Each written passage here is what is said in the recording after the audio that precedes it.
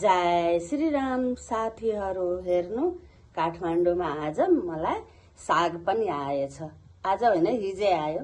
जुन बहिनीले कटहरको बिहा दिएको थियो त्यही बहिनीले साग पनि दिएछ। अनि हिजो साँझमा पनि आधी पकाए, आधी चाहिँ अहिले पकाउन लागेको। अनि आज खानामा हाम्रो पाक्दैछ करी बरी।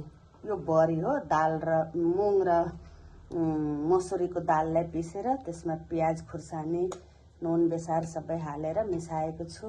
अनि आलुको भुजिया पनि पकाउने।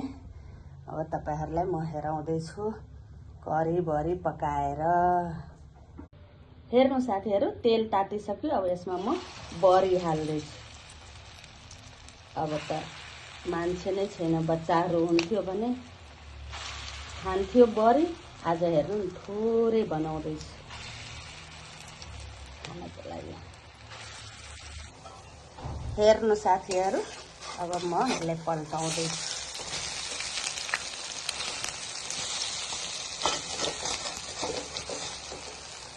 कति राम्रो भएछ, रातो रातो। अब अर्को साइड पनि रातो गर्ने। हेर्नु साथीहरु, कति रातो रातो भएछ। अब यसलाई निकाल्ने, करीलाई तड्का लगाउने। हेर्नु साथीहरु, अलिकति तेल मैले हाले यसमा। अनि यो तेजपत्ता, यो जिरा, यो सर्सो, अनि यो खुर्सानी। अनि यो पाकिसकेपछि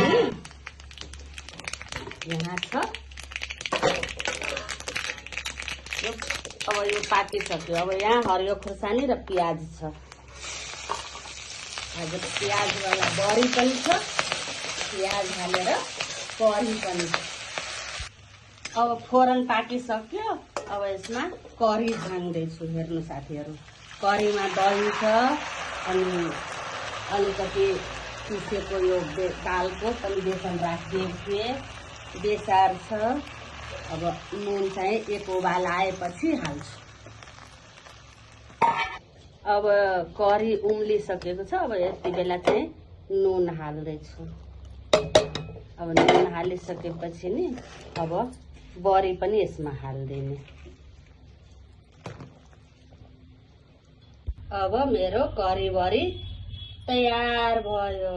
यो कराहीबाट खन्याएर यसमा राखिदिए।